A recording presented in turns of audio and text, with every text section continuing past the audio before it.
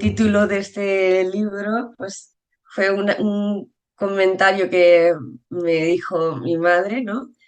Que estuve un mes entre la UCI y el Arnau de Vilanova, y cuando me iba a casa de mis padres con mis niñas y todas esas cosas, al día siguiente me llaman que me tenía que ir para la Guzmán de Barcelona.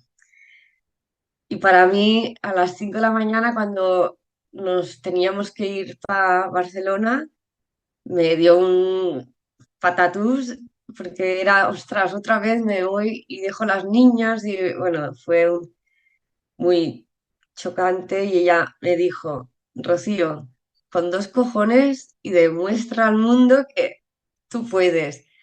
Y sí, y todavía me pasó hace 10 años y ahora es ahora que me pasa algo y digo, a los cojones.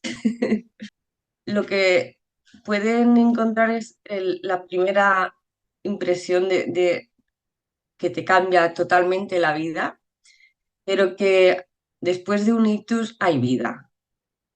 Y dentro de tus posibilidades, eh, tienes que plantarle cara a la enfermedad